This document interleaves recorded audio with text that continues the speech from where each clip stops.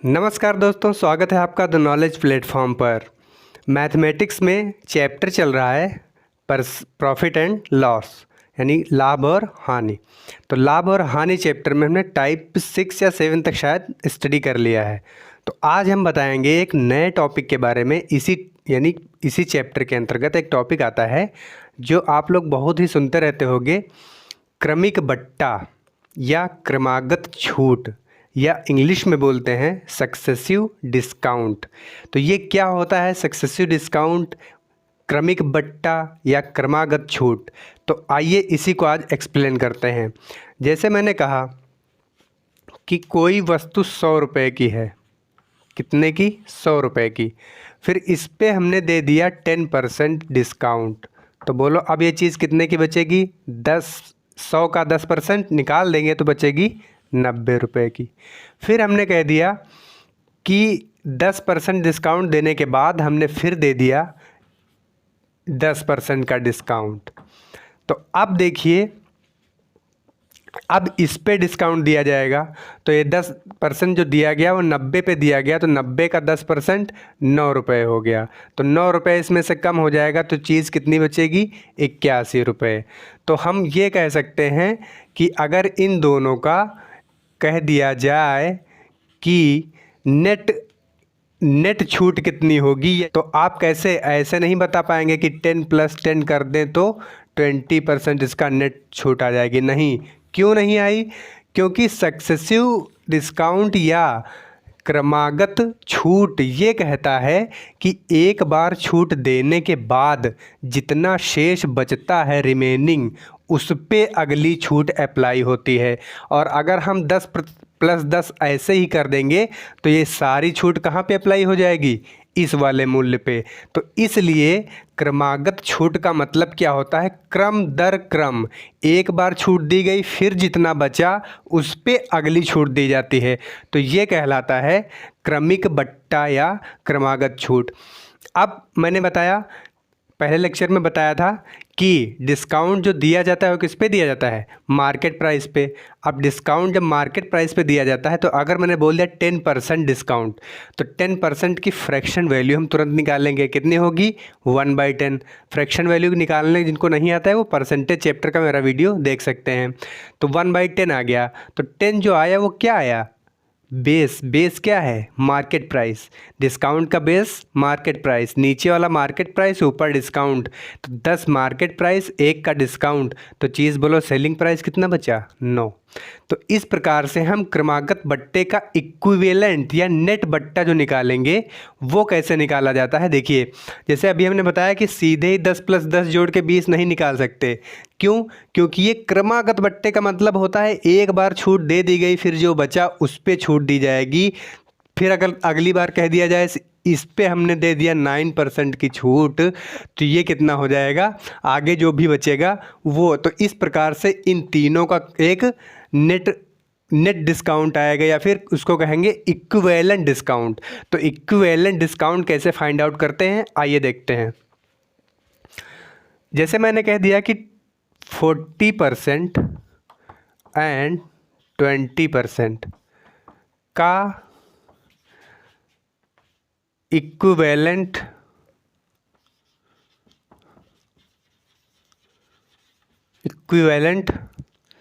Discount बताइए।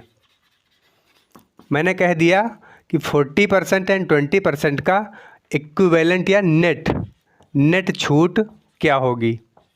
निवल बोलते हैं इसी को हिंदी में, निवल छूट। तो आप कैसे करेंगे? देखिए, आप फार्मूले से अभी तक करते आए हैं ट्रेडिशनल मेथड से। वो ट्रेडिशनल यानी परंपरागत तरीके से जो आप करते आ रहे थे उस तरीके से हमको अब नहीं करना है। वो तरीका अब नहीं चलने वाला। क्यों? क्योंकि अब हमारा कंपटीशन नॉलेज से नहीं, अब हमारा कंपटीशन है स्पीड से। तो जितनी स्पीड उतनी जल्दी आपका सिलेक्शन। तो नॉलेज चाहे जितना हो, अगर आप स्पीड नहीं पकड़ पाएंगे तो सिलेक्शन नहीं हो सकता। तो इसलिए हमको पकड़ना है स्पीड। तो परंपरागत तरीके से ना चल के हम चलेंगे नए तरीके से। आइए ट्रिक से देखिए कैसे करते हैं। तो हमने कह दिया 40% और 20% का इक्विवेलेंट निकालिए। तो इक्विवेलेंट निकालने का सबसे बेहतर जो है वो तुलनात्मक विधि है क्या, रेशियो। रेशियो कॉन्सेप्ट सबसे बेहतर है। तो हमने कह दिया 40% डिस्काउंट, इसका मतलब 40 की फ्रैक्शन वैल्यू जिनको नहीं निकालना आता है वो 40/100 कर दिया करें और फिर इसको काट लेंगे तो 2/5 आ जाएगी, 2/5। और दिया है 20%, तो 20% की फ्रैक्शन वैल्यू 1/5। अब देखिए करना क्या है इसके बाद, ये दो प्रोसेस करने के बाद आपको जो करना है वो ध्यान देने वाली चीज़ है। 5 का डिस्काउंट, सॉरी 5 मार्केट प्राइस, ये क्या है मार्केट प्राइस, 5 हो गया मार्केट प्राइस, 2 की हो गई छूट, तो सेलिंग प्राइस बोलो कितना बचेगा, 3। एमपी और एसपी में निकालना है रेशियो। तो अगर 5 मार्केट प्राइस है, 2 की छूट मिल रही, तो एसपी बोलो कितना बचा, 3। ऐसे ही 5 यहाँ पे मार्केट प्राइस है और छूट मिल रही है 1 की, तो बोलो एसपी कितना, 4। अब इसको मैंने एक पहले भी बता चुके हैं हम कि इसको जो है ऐसे में मल्टीप्लाई किया जाता है। तो इसका मल्टीप्लाई 25 और इसका मल्टीप्लाई 12, 5 25 और 4 तियाँ 12। अब आपको निकालना है इक्विवेलेंट डिस्काउंट। तो इक्विवेलेंट डिस्काउंट क्या हो जाएगा, डिस्काउंट फिर से वही बात आ गई कि डिस्काउंट निकाला किस पे जाता है, मार्केट प्राइस पे। डिस्काउंट जब मार्केट प्राइस पे निकाला जाता है तो मार्केट प्राइस क्या है, ये है, तो इसलिए इक्विवेलेंट डिस्काउंट के लिए डिस्काउंट बटे मार्केट प्राइस इंटू 100 ये करते हैं, डिस्काउंट बटे मार्केट प्राइस इंटू 100। तो यहाँ पे नहीं दिख रहा, मैं यहाँ पे लिख रहा हूँ डिस्काउंट कितना है। डिस्काउंट अब यहाँ पे देखिए 12 और 25 का अंतर 13, तो 13 क्या हो गया, डिस्काउंट हो गया। 13 डिस्काउंट कितने पे, 25 पे, और गुणे में 100, तो 25 चौके 100, तो 13 चौके 52। 52% जो था वो 40 और 20 का इक्विवेलेंट डिस्काउंट आ गया। तो कहने का मतलब ये है कि अगर 40 और 20 का इक्विवेलेंट या नेट छूट या निवल छूट आपको निकालने के लिए कह दे तो आप सीधे 40 और 20 को नहीं जोड़ पाएंगे, क्योंकि ये एक क्रमिक प्रोसेस है, एक बार छूट देने के बाद दूसरी छूट दी जाती है। तो इसलिए हम इस प्रोसेस से बहुत ही कम समय में निकाल सकते हैं। एक और एग्जाम्पल दे के समझाते हैं। जैसे आपसे कह दिया गया कि 10, 20, 30 का इक्विवेलेंट डिस्काउंट बताइए क्या होगा, 10, 20 और 30 का। तो आप फॉर्मूले बेस पे नहीं लगाएंगे, जो मैंने रेशियो कॉन्सेप्ट बताया है उसी पे चल के आप इसको लगाएंगे। तो रेशियो कॉन्सेप्ट में क्या था, 10% को फ्रैक्शन में बदलेंगे, 20% को फ्रैक्शन में बदलेंगे और 30% को फ्रैक्शन में कन्वर्ट करेंगे। इन तीनों को कन्वर्ट कर लीजिए। तो 10% की फ्रैक्शन वैल्यू 1/10, 20% की फ्रैक्शन वैल्यू 1/5, 30% की फ्रैक्शन वैल्यू 3/10। अब ये हमने फ्रैक्शन वैल्यू कन्वर्ट कर लिया। अब आ जाते हैं हम इधर, मार्केट प्राइस और सेलिंग प्राइस में हमको रेशियो निकालना है। तो मार्केट प्राइस पहले केस में 10, 1 की छूट, तो बोलो सेलिंग प्राइस 9। 5 मार्केट प्राइस, 1 की छूट, तो सेलिंग प्राइस 4। 10 मार्केट प्राइस, 3 छूट, तो बोलो कितना, 7। अब इनका हमको निकाल लेना है इक्विवेलेंट, यानी कि सबका रेशियो निकाल लेना। सक्सेसिव प्रोसेस है इसलिए नीचे मल्टीप्लाई करते हुए आएंगे। तो ये कितना हो जाएगा 500 और ये कितना होगा 273। ये कितना हो जाएगा 252, सॉरी ये कितना हो जाएगा 252। अब देखिए आपको इक्विवेलेंट निकालना है, इक्विवेलेंट डिस्काउंट। तो ये हो जाएगा इक्विवेलेंट डिस्काउंट, यहाँ पे अंतर कितने का है भाई, 248 का अंतर है। तो अंतर यानी जो डिस्काउंट बटे में कितने पे है, 500 पे, और गुणे में 100। तो इसको हम अगर डिवाइड करें तो ये जाएगा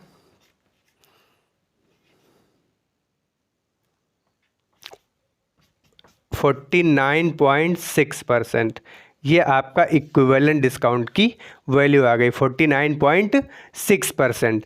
तो देखिए अगर हम इनको डायरेक्ट सबको जोड़ते तो कितना आता, 30, 20, 50, 10, 60, लेकिन 60 ऐसा गलत है। क्यों? क्योंकि इक्विवेलेंट आना चाहिए 49.6। तो कोई भी कठिन काम नहीं है, सिर्फ प्रोसेस करना है, आपको रेशियो निकाल लेना है। रेशियो निकालते हैं तो 10%, 20%, 30%। 10% की फ्रैक्शन वैल्यू 1/10। अब 10 जो नीचे इसमें आया है, छूट दी किस पे जाती है, मार्केट प्राइस पे। जिस पे छूट दी जाएगी वो नीचे होगा। अगर यही प्रॉफिट एंड लॉस होता तो प्रॉफिट एंड लॉस में नीचे वाली वैल्यू क्या होती है, क्रय मूल्य। क्योंकि क्योंकि फायदा और नुकसान किस पे होता है, क्रय मूल्य पे होता है। तो बस सीधी सी बात, यही कॉन्सेप्ट आपको समझना है और यही प्रोसेस अप्लाई कर देना है। तो इस प्रकार से आपका बिल्कुल काफ़ी आसान तरीके से एकदम आंसर आपका तुरंत आ जाएगा। तो आइए इस क्रमिक या सक्सेसिव डिस्काउंट या सक्सेसिव प्रॉफिट एंड लॉस पे एक एग्जांपल से आपको क्वेश्चन समझाते हैं, या क्वेश्चन से आपको इसका कॉन्सेप्ट समझाते हैं। तो क्या है, ए एक वस्तु बी को 12.5% लाभ पर बेचता है। बी उसे सी को 20% लाभ पर बेचता है और सी उसे डी को 20% हानि पर बेचता है। तो यदि डी के लिए क्रय मूल्य 1080 रुपये है तो आपको बताना है कि ए के लिए क्रय मूल्य क्या रहा था। मतलब डी का क्रय मूल्य दिया गया है तो आपको निकालना है ए का क्रय मूल्य। तो इसमें वही प्रोसेस लगाएंगे हम, रेशियो कॉन्सेप्ट। तो रेशियो कॉन्सेप्ट लगाएंगे तो हम क्या निकालेंगे, अब इस बार डिस्काउंट की बात नहीं कर रहा है, इस बार प्रॉफिट एंड लॉस की बात कर रहा है। प्रॉफिट एंड लॉस की बात कर रहा है, इसका मतलब क्या होगा, जो नीचे में वैल्यू आएगी वो क्या आएगी, सीपी, और जो दूसरी साइड में वैल्यू आएगी वो एसपी। तो सीपी और एसपी का रेशियो हमको निकालना है इसमें। तो लगाइए भाई रेशियो कॉन्सेप्ट।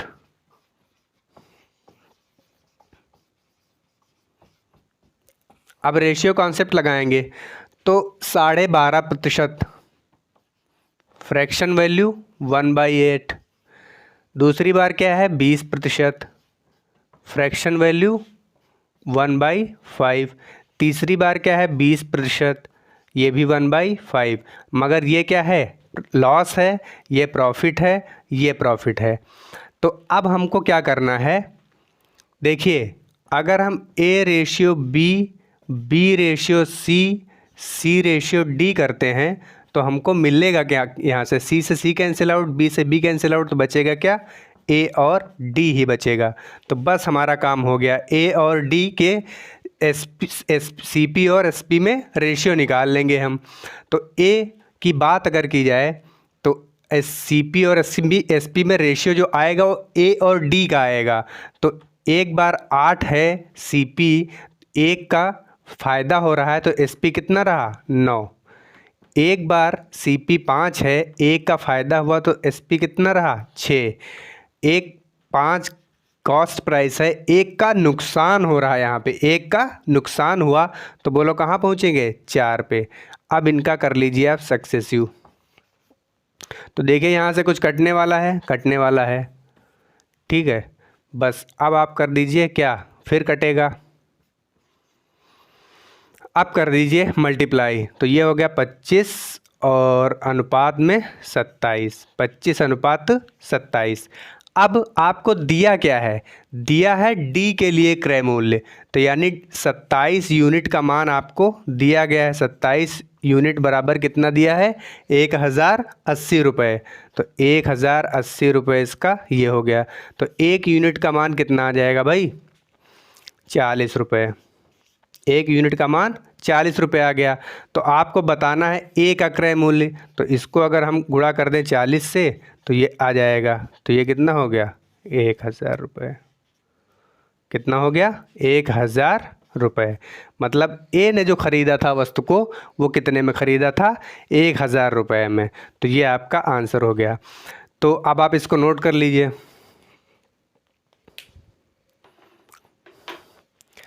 तो सक्सेसिव डिस्काउंट से रिलेटेड कैसी क्लास रही आप कमेंट में ज़रूर बताइएगा।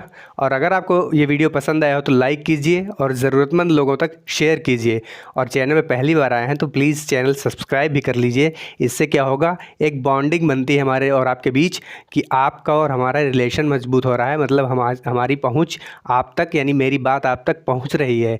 तो इसीलिए आपको सब्सक्राइब करने के लिए बोला जाता है। तो आज के लिए बस इतना ही। Thanks for watching.